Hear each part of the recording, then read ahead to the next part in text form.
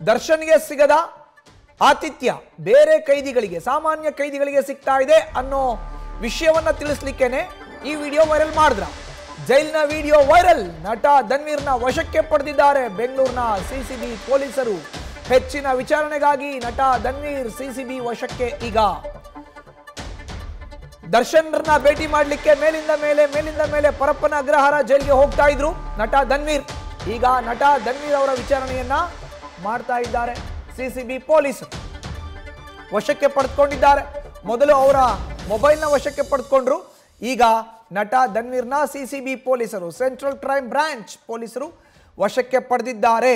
ಸಿಸಿಬಿಯಿಂದ ದರ್ಶನ್ ಆಪ್ತ ನಟ ಧನ್ವೀರ್ ವಿಚಾರಣೆ ಈಗ ಆಗ್ತಾ ಇದೆ. ಮಾಹಿತಿಯನ್ನು ನೀಡ್ತಾರೆ ನಮ್ಮ ಪ್ರತಿನಿಧಿ ಸಂದೇಶ್. ಈಗ ದೂರವಾಣಿ ಸಂಪರ್ಕಕ್ಕೆ ಸಿಕ್ಕಿದ್ದಾರೆ.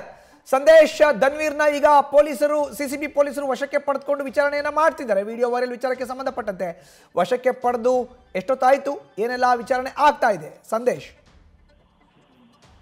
ಮಧುಸೂದನ್, ಈಗಾಗಲೇ ಜೈಲಿನಿಂದ ಸಾಕಷ್ಟು ವಿಡಿಯೋಗಳು ಏನು ವೈರಲ್ ಆಗಿತ್ತು, ಆ ವಿಡಿಯೋ ವೈರಲ್ಗೆ ಸಂಬಂಧಪಟ್ಟಂತೆ ನಟ ದರ್ಶನ್ ಅವರ ಆಪ್ತ ಧನ್ವೀರ್ ಅವರನ್ನ ಈಗಾಗಲೇ ನಿನ್ನೆಯಿಂದಲೂ ಕೂಡ ಸಿಸಿಬಿ ಅಧಿಕಾರಿಗಳು ವಿಚಾರಣೆಗೊಳಪಡಿಸಿದ್ರು. ಅಂದ್ರೆ ಇಲ್ಲಿ ಧನ್ವೀರ್ ಅವರಿಂದವೇ ಈ ಎಲ್ಲಾ ವಿಡಿಯೋಗಳು ಕೂಡ ವೈರಲ್ ಆಗಿದೆ ಅಥವಾ ಇದನ್ನ ಹೊರಗಡೆ ಬಿಡುಗಡೆ ಮಾಡಿದ್ದಾರೆ ಅನ್ನೋ ಒಂದು ಅನುಮಾನ ಕೂಡ ಇತ್ತು. ಆ ಹಿನ್ನೆಲೆಯಲ್ಲಿ ಅವರನ್ನ ತೀವ್ರವಾಗಿ ನಿನ್ನೆಯಿಂದಲೂ ಕೂಡ ವಿಚಾರಣೆಯನ್ನ ಮಾಡಲಾಗಿತ್ತು. ವಿಚಾರಣೆಯನ್ನ ಮಾಡಿ ಇವತ್ತು ವಶಕ್ಕೆ ಪಡೆದಿದ್ದಾರೆ ಅನ್ನೋ ಮಾಹಿತಿ ಲಭ್ಯವಾಗ್ತಾ ಇದೆ. ಯಾಕಂದ್ರೆ ಧನ್ವೀರ್ ಅವರನ್ನ ವಶಕ್ಕೆ ಪಡೆದು ಅವರ ಮೊಬೈಲ್ಗಳು ಏನಿತ್ತು, ಅಂದ್ರೆ ಅವರು ಬಳಸ್ತಿದ್ದಂತಹ ಮೊಬೈಲ್ ಆಗಿರ್ಬೋದು, ಜೊತೆಗೆ ಅವರ ಬಳಿ ಎಷ್ಟು ಮೊಬೈಲ್ಗಳಿದ್ವು ಅವೆಲ್ಲವನ್ನು ಕೂಡ ವಶಕ್ಕೆ ಪಡೆದು ಈಗಾಗಲೇ ಎಲ್ಲವನ್ನು ಕೂಡ ರಿಟ್ರೀವ್ಗೆ ಕಳಿಸಲಾಗಿದೆ. ಬಿಕಾಸ್ ಅವರ ಮೊಬೈಲ್ ನಿಂದಲೇ ಈ ಒಂದು ವಿಡಿಯೋಸ್ಗಳು ವೈರಲ್ ಆಗಿದೆ ಅನ್ನೋ ಒಂದು ಮಾಹಿತಿ ಬಂದಂತಹ ಹಿನ್ನೆಲೆಯಲ್ಲಿ ಜೈಲಿನ ಎಲ್ಲಾ ವಿಡಿಯೋಗಳನ್ನ ಧನ್ವೀರ್ ಅವರು ವೈರಲ್ ಮಾಡಿದ್ರು ಅನ್ನೋ ಒಂದು ಮಾಹಿತಿ ಬಂದಂತ ಹಿನ್ನೆಲೆಯಲ್ಲಿ ಈಗ ಸದ್ಯ ಧನ್ವೀರ್ ಅವರನ್ನ ವಶಕ್ಕೆ ಪಡೆಯುವಂತ ಕೆಲಸವನ್ನ ಸಿಸಿಬಿ ಅಧಿಕಾರಿಗಳು ಕೂಡ ಮಾಡಿದ್ದಾರೆ. ಸಿಸಿಬಿ ಅಧಿಕಾರಿಗಳು ಈಗಾಗಲೇ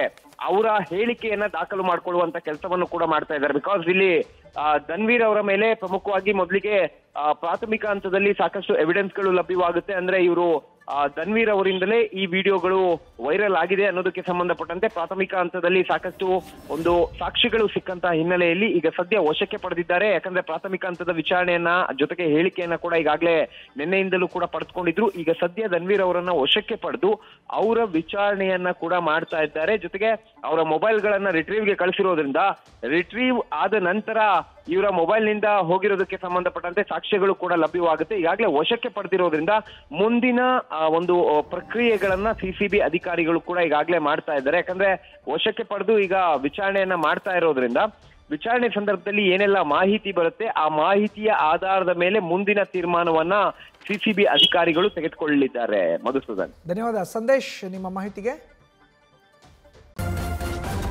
ನ್ಯೂಸ್ ಫಸ್ಟ್ ನಿರ್ಭೀತಿಯಿಂದ ನಿಮ್ಮ ಪರವಾಗಿ.